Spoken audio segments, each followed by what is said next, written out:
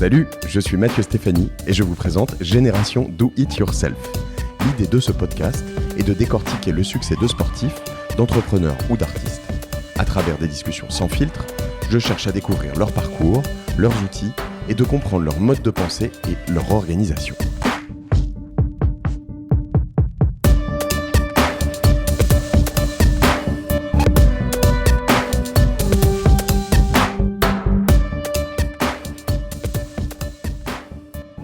Bonjour à tous, je me lance sur cet épisode un peu particulier.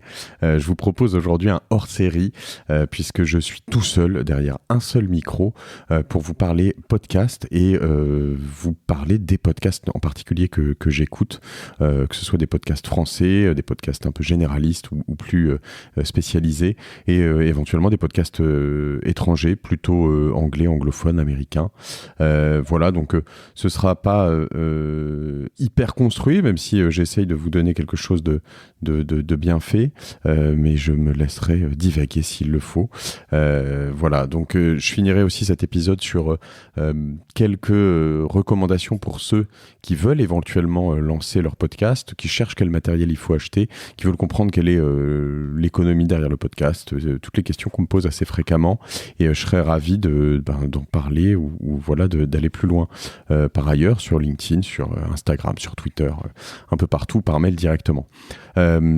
Commençons par mes dernières découvertes, ma grosse dernière trouvaille que j'ai adorée cette dernière semaine, en cette fin d'année 2018, un podcast qui s'appelle Community Manager, qui est notamment animé, alors produit par une boîte que je connaissais pas, qui s'appelle Le Poste Général, qui a l'air de faire pas mal de podcasts. J'ai écouté quelques petites choses, mais mon préféré reste vraiment Community Manager, donc qui est animé par Guillaume Natas et qui est un podcast donc sur les communautés. Guillaume est un gros fan et on le sent, un psychopathe presque des communautés, et il va chercher des communautés généralement assez cheloues sur internet.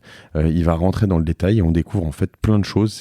C'est en fait une sorte de docu, de web docu, d'audio docu à la fois dynamique, sociologique, hyper intéressant. Il va vraiment pas mal dans le détail et sans prise de tête. Donc c'est sympa, on passe un vrai bon moment. J'adore notamment tout le montage, les espèces de petites voix off qui se font avec son co-animateur pour quand ils veulent décrire un peu ou faire des petites remarques sur ce qu'ils sont en train de dire. On a l'impression qu'ils sont un peu avec une mode radio au fond d'une cave, quoi. Vous me direz ce que vous en pensez. Donc ça s'appelle Community Manager. Ça se trouve un peu partout, sur toutes les bonnes plateformes de podcast. Je vous recommande notamment un épisode sur les platistes, ces gens qui pensent que la Terre est plate et ces communautés entières qui en débattent en ligne. Les materneuses, qui sont ces mamans un peu trop maternelles peut-être, et puis les paranos. Et ça, j'ai découvert un univers de geek dont j'avais très vaguement entendu parler il y a très longtemps, et là lui il en parle à fond, et j'ai trouvé cet épisode vraiment incroyable, peut-être un peu pointu pour être le tout premier à écouter, mais voilà, les platistes par exemple, c'est bien pour commencer. Allez-y, sur Community Manager. Un autre podcast que j'ai découvert il y a quelques temps maintenant, il y a 2-3 mois, qui s'appelle Anouk Perry, qui est animé par Anouk Perry, et que vous trouverez aussi sur toutes les bonnes plateformes de podcast, qui est un podcast sur lequel Anouk, idem avec un gros montage pour une autodidacte comme ça, c'est vraiment assez impressionnant. Elle prend le temps de faire des choses bien toute seule, et je suis hyper impressionné, que ce soit la musique, les détails, les retours vers le futur, en avant, en arrière, etc. C'est vraiment top. Et elle traite des sujets complètement délirants en fait, qui vont d'une enquête paranormale où elle part avec une équipe de gens qui sont en fait des sortes de Ghostbusters de l'an 2018, et qui les suit lors d'une chasse aux fantômes, où elle va aussi aller faire un double épisode sur un jeune homme, pas si jeune d'ailleurs, qui organise des gangbangs, qui s'appelle donc ce double épisode La délicatesse des gangbangs. Et voilà, écoutez-le, il faut l'écouter pour le croire, ou encore un autre qui était peut-être le premier que j'avais eu, qui s'appelle La salope du lycée, qui est très marrant, qui parle de cette meuf qui s'est mis qui est devenue la salope du lycée et avec pas mal de trucs assez drôles, qui finit par être même jalouse de l'autre salope du lycée.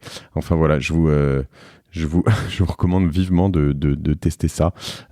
Assez sympa sur une pause pour les vacances, en tout cas sur des podcasts un peu moins axés sur le travail.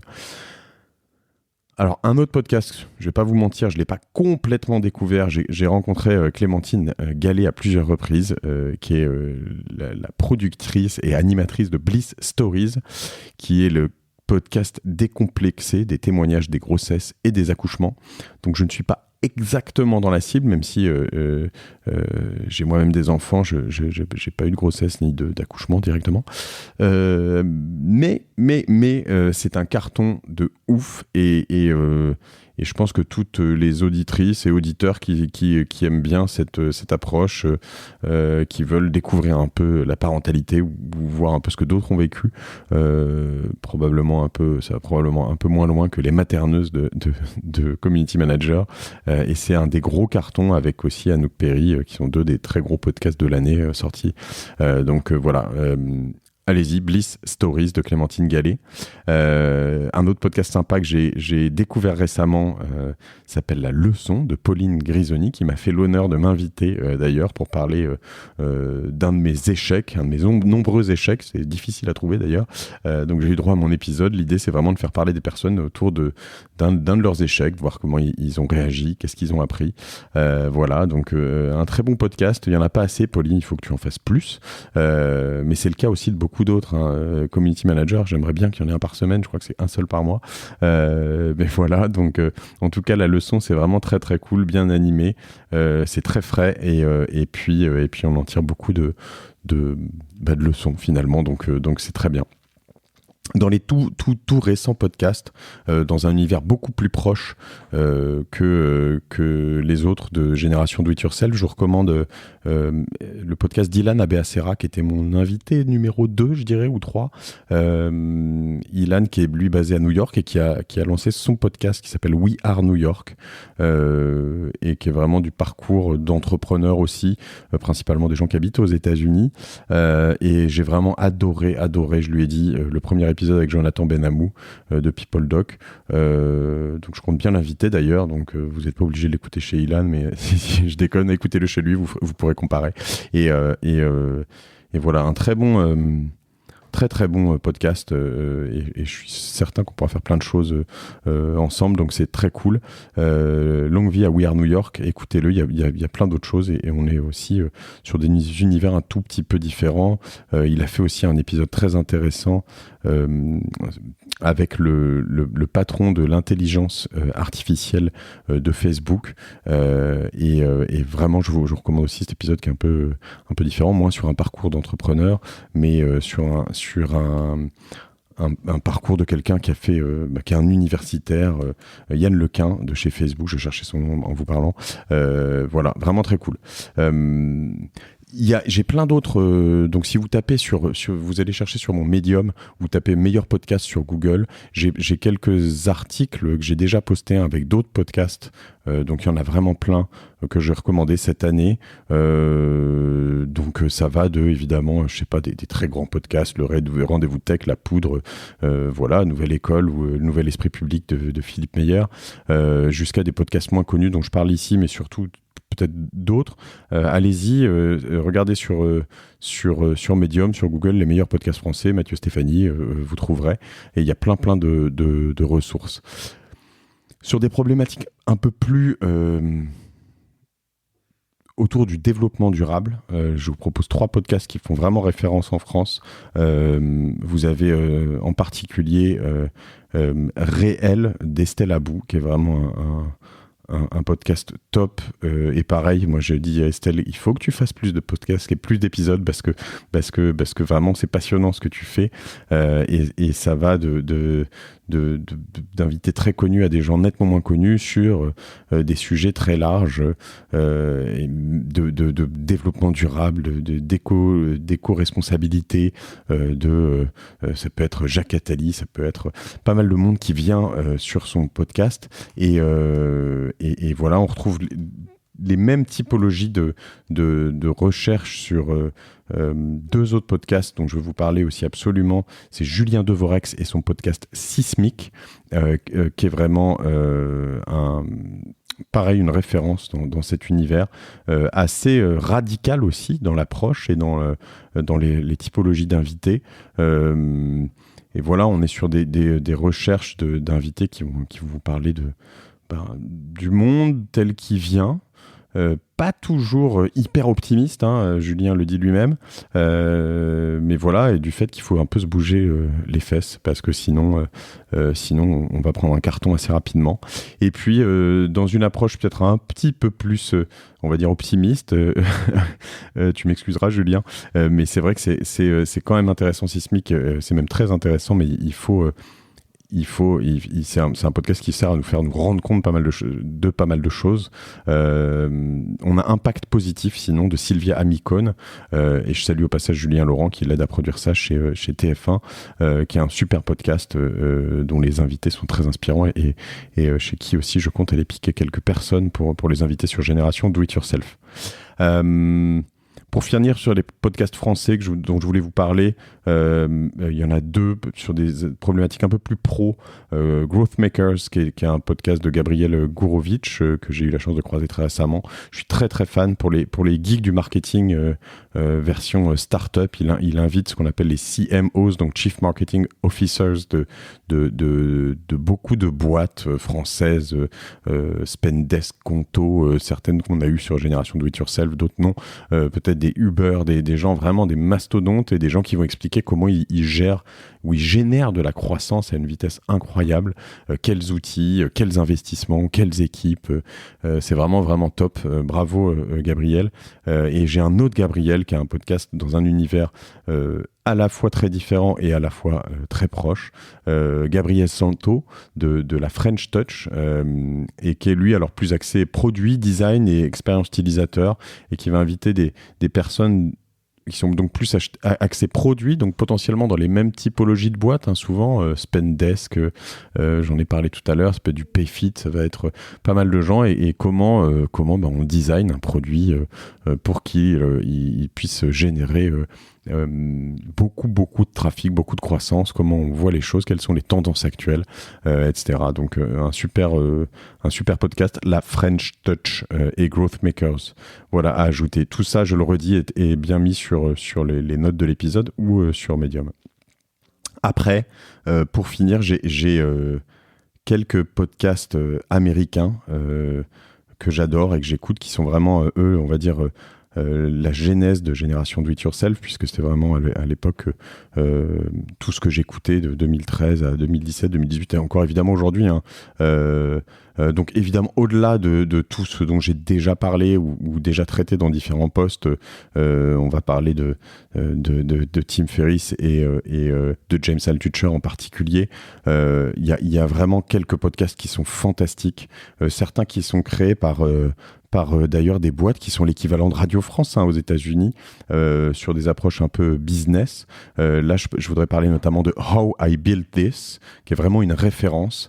Et je vous recommande notamment 2 épisodes assez récents. Il y en a un qui je me suis littéralement régalé, qui est Michael Dubin, qui est le fondateur de Dollar Shave Club, qui est cette boîte qui s'est mise à vendre des rasoirs en ligne. Par abonnement, un vrai carton. Il explique pas mal de choses, comment il est venu là, c'est vraiment extra. Et puis un autre, Power Rangers, vous connaissez, le fondateur de Power Rangers, en fait, qui est allé chercher l'idée au Japon, qui a fait vraiment quelque chose d'incroyable, s'appelle Haïm Saban, et on voit tout son parcours, comment il est parti du Liban, si je me rappelle bien, pour arriver jusqu'à Los Angeles, en passant par Paris, non, d'Égypte plutôt, pardon, et vraiment un parcours incroyable. Donc 2 épisodes de How I Built This de NPR par Guy Raz, et enfin j'adore, je dis enfin mais j'en ai encore un autre après, je crois, ou 2, Invest Like the Best. C'est une de mes grosses découvertes de l'année. C'est pas que de l'investissement dans le financier, c'est vraiment un investissement au sens large dans la vie. Par exemple, il y a un épisode assez intéressant d'un PhD, je crois, Peter Attia, sur la longévité. Donc pourquoi toutes les études de la médecine sur comment vivre plus longtemps, pourquoi certains vivent plus longtemps, etc., etc. Un autre, donc Peter Attia dans Invest Like the Best. Boyd Varty qui est un Sud-Africain qui a lancé parmi les premières réserves naturelles là-bas les safaris qui permettent de voir plein d'animaux sur The Art of Tracking. Donc comment traquer les animaux, et c'est assez intéressant, évidemment plein de parallèles avec la vie dans l'absolu. Et puis après Albert Wenger sur le monde après le capital, ou encore Savnit Sain, The Berkshire of Software, sont des épisodes que j'ai vraiment adorés, parmi tant d'autres. Un podcast qui est vraiment extraordinaire, plus connu pour les plus aficionados d'entre vous, Masters of Scale, de Reid Hoffman. Donc Reid Hoffman, c'est le fondateur de LinkedIn. Alors là, je pourrais vous en donner plein, mais il y a évidemment, parmi les invités, on va avoir Mark Zuckerberg, Arianna Huffington, on va avoir Kevin Systrom ou Eric Schmidt, le patron de plus Google, mais Alphabet. Donc vraiment un line-up incroyable, des invités assez fous. Souvent en public, ça peut être sur des conférences ou des choses comme ça, donc c'est pas toujours hyper intimiste, mais c'est quand même hyper enrichissant. Il y a plein d'épisodes superbes. Masters of Scale, top. Et puis enfin un podcast que j'écoute depuis assez longtemps qui s'appelle Shopify Masters, qui est vraiment autour de tous les secrets du e-commerce. C'est vraiment pour moi un exemple de brand content. Donc Shopify, qui est une plateforme de e-commerce et qui explique à tout le monde comment bien faire du e-commerce. Même si tu n'es pas sur Shopify, tu peux écouter ça. Comment bien vendre tes produits sur Amazon, comment gérer tes stocks, comment gérer ta logistique, comment mieux promouvoir tes produits, etc. etc. Et c'est vraiment un podcast assez charmé. Shopify Masters, allez-y, vous ne perdrez pas votre temps. Voilà pour les recos actuellement. Pour passer sur une partie un peu plus... donc évidemment, écoutez et partagez aussi Génération Do It Yourself. De toute façon, je préfère vous parler de tous ces podcasts parce que je pense qu'aujourd'hui, on a intérêt à faire émerger cette scène du podcast, et en particulier la scène du podcast français, à faire connaître les podcasts. Plus on sera à produire, plus il y aura de monde à écouter, plus voilà, il faudra produire. En tout cas, ça nous met la pression, des meilleurs podcasts. Et puis voilà, mais vous n'aurez pas le temps de tout écouter tout le temps. Mais finalement, sur l'audio, il nous reste pas mal de temps disponible, donc allons-y. Et puis si jamais vous voulez vous lancer, en quelques mots, j'ai écrit 2-3 petits posts sur Medium, notamment sur le matériel de podcast. Donc si vous tapez matériel podcast, je pense que j'arrive dans les tout premiers sur Google. Quel matériel choisir? Donc ça, j'avais fait ça rapidement après mes premiers épisodes, il y a presque 2 ans, en 2017. Et en gros, j'explique un peu tout ce que j'utilise, l'enregistreur Zoom H6, les micros de qualité pour avoir vraiment un son au top, des bonnettes pour pas avoir de...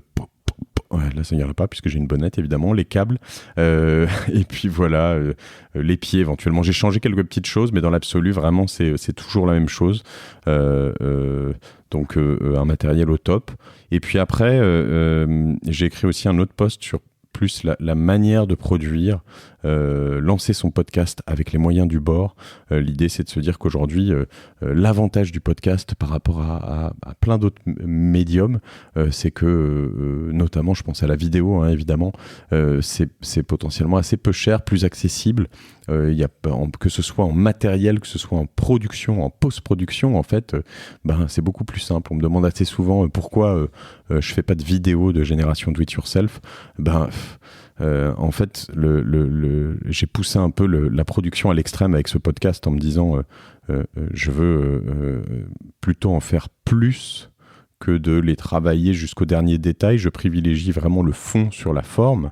Donc du coup, l'idée, c'est vraiment de se dire je préfère en faire un par semaine sur lequel je vais vraiment avoir quelque chose de très quali, plutôt que de me dire je vais rajouter plein de musique au milieu, faire des interstitiels, mettre une interview de quelqu'un d'autre, refaire un commentaire, etc.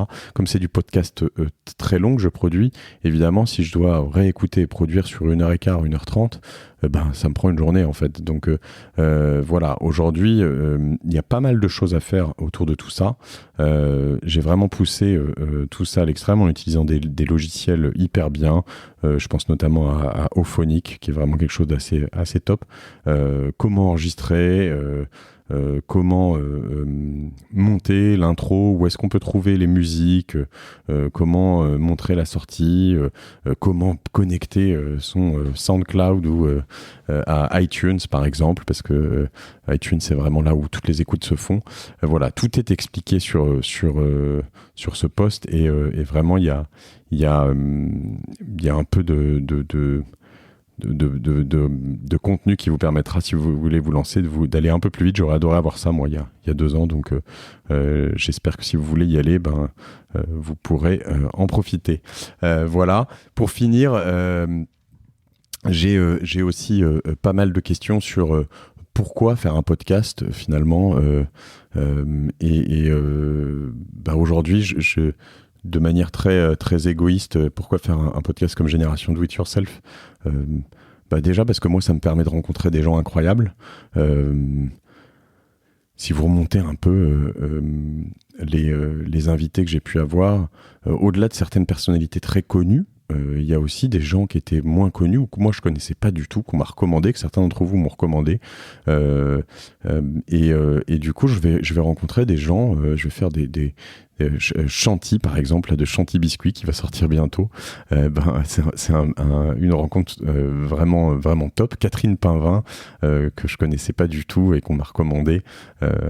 J'ai lu son livre et puis c'est un des meilleurs épisodes, en tout cas mais oui, même en nombre, mais aussi en quali, en messages qu'elle reçoit. Elle m'écrit souvent des messages maintenant pour me dire c'est incroyable, il y a des gens qui m'écrivent, j'ai été invité à tel endroit. Donc Catherine, si tu écoutes ça m'étonnerait jusque-là, mais je t'embrasse. Et voilà. Et puis après, évidemment, des Arnaud Montebourg, enfin se retrouver en face, là, chez Cosa Vostra, de l'ancien ministre de l'économie, aller déjeuner avec lui la semaine d'après, passer... avoir des bonnes discussions, c'est quand même vraiment, vraiment assez fou. Donc, voilà, la première raison, c'est ça. La deuxième, c'est aussi c'est une forme de brand content, c'est mettre en avant aussi un petit peu Cosa Vostra. Vous l'entendez aussi en début de chaque épisode, mais c'est mon business principal. C'est là où on s'éclate avec mes associés, avec toute notre équipe qui a beaucoup grandi depuis le premier épisode de Génération Do It Yourself. Et donc voilà, c'est aussi vous faire penser à nous si jamais vous avez un projet digital ou quelqu'un qui cherche une agence, quelqu'un qui bosse dans une grosse boîte qui cherche des gros projets, quelqu'un qui bosse dans une petite boîte, un patron de PME, de TPE qui a besoin de faire des choses, qui a besoin de conseils, qui a besoin de designers excellents, qui a besoin de plein de gens pour l'aider à avancer, à faire du business sur le digital, de la croissance. Voilà, nous on sait faire ça et on adore faire ça. Donc envoyez-les vers Cosa Vostra, vers moi et contact@cosavostra.com. Ça sert à ça aussi. Ça me sert aussi à partager avec vous, à faire grandir mon réseau, à échanger, à recevoir pas mal de messages, à apprendre de nouvelles choses. Parce qu'en effet, en rencontrant toutes ces personnes, j'apprends à chaque fois. Donc c'est ma formation continue, à partager cette formation continue avec vous, parce que en fait, en écoutant des podcasts sur toutes ces personnes et tous les podcasts dont je vous ai parlé, j'apprends aussi au quotidien. J'ai pas forcément le temps de faire des MOOC, ce que je demande par exemple, j'en ai parlé, mais à tous nos collaborateurs ici, 2 fois par an. Moi, je le fais en partageant, en m'acoquinant avec des entrepreneurs. On dit que on est la somme des personnes qu'on fréquente. Si je fréquente plein de personnes incroyables, peut-être qu'un jour je réussirai moi-même à être incroyable. Donc voilà, c'est un peu l'idée, et vous aussi, et nous tous, puisque en fait, en écoutant plein de podcasts de gens incroyables, c'est un peu comme si on les fréquentait. C'est toute l'idée derrière Génération Do It Yourself. Après, il y a aussi une approche de une approche de découverte d'un nouveau média, ce média qui est le podcast. Pour ceux qui l'écoutent et qui écoutent Génération Do It Yourself depuis le début, je me posais beaucoup de questions sur les 10 premiers épisodes. Est-ce que c'est trop long ? Je me pose toujours plein de questions sur comment produire. Est-ce que je dois faire J'adorerais avoir le temps de pouvoir prendre les 3 meilleurs moments de chaque épisode et les mettre à l'entrée de l'épisode en mode teaser un petit peu.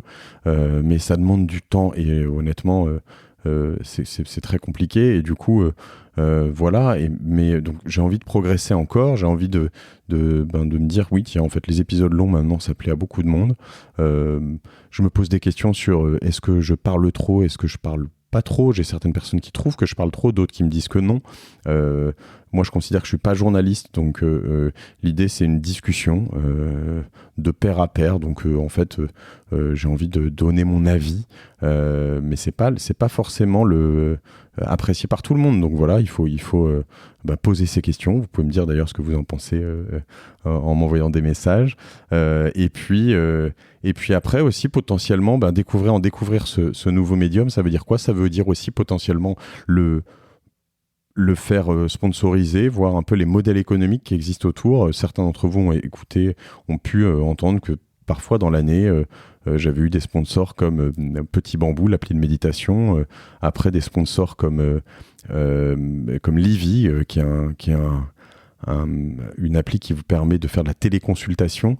Je discute avec pas mal de sponsors différents aujourd'hui et c'est intéressant de voir comment sponsoriser, pourquoi sponsoriser. Il y a des gros débats qui se passent dans l'univers du podcast. J'en parle souvent, par exemple, avec Greg Pouilly ou sur le dernier épisode d'Antonin Archer, par exemple, de Nouvelle École, il expliquait que lui, il voulait pas, et Greg non plus. Beaucoup de gens disent qu'il faut pas sponsoriser les podcasts. Je suis pas du tout d'accord avec ça. Mais ça, à chacun sa vision des choses. La mienne, c'est de dire que si c'est ce qui permet de faire vivre un podcast, de mieux le produire peut-être parce qu'on gagne un peu d'argent et qu'on va être capable de faire du montage, rajouter ces petites virgules dont je parlais tout à l'heure, faire d'autres choses, produire d'autres podcasts, voilà. Et c'est intéressant. Si on respecte l'auditeur, si on propose des sponsors qui sont en adéquation avec ce qu'on fait. Par exemple, récemment, on m'a proposé une marque de voiture et j'étais pas trop certain de pouvoir sponsoriser Génération Do It Yourself avec une marque de voiture.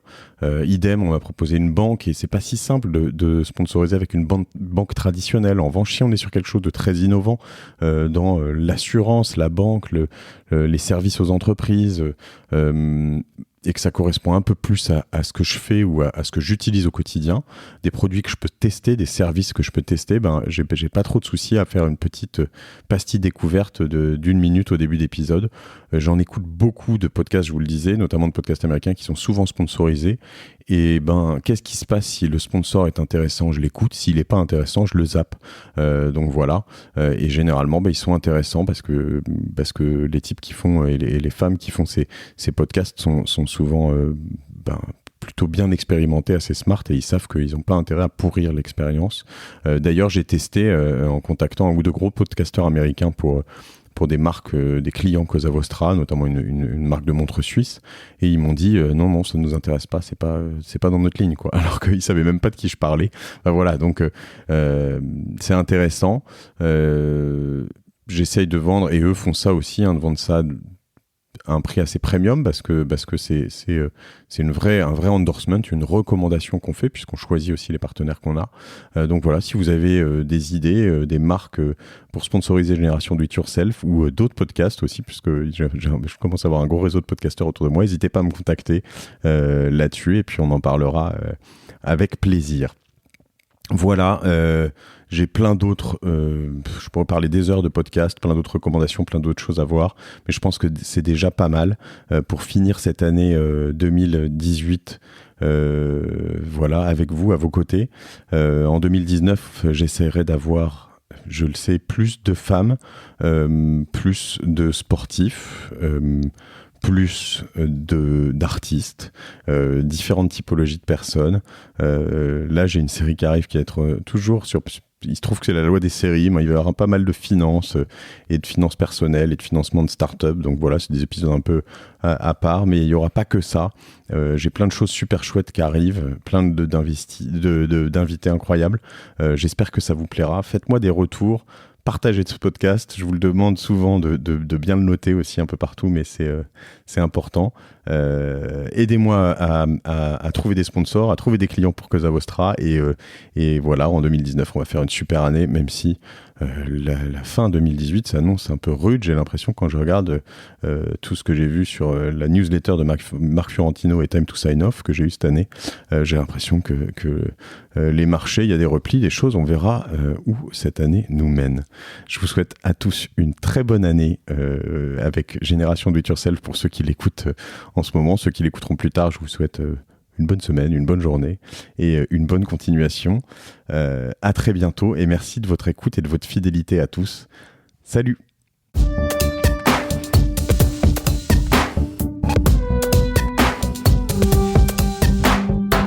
Merci d'avoir écouté Génération Do It Yourself. Si vous voulez me soutenir, n'hésitez pas à vous abonner à ce podcast sur iTunes ou SoundCloud, à le noter et à en parler autour de vous. Vous pouvez également me retrouver sur Facebook ou LinkedIn en tapant Génération Do It Yourself ou Mathieu Stéphanie.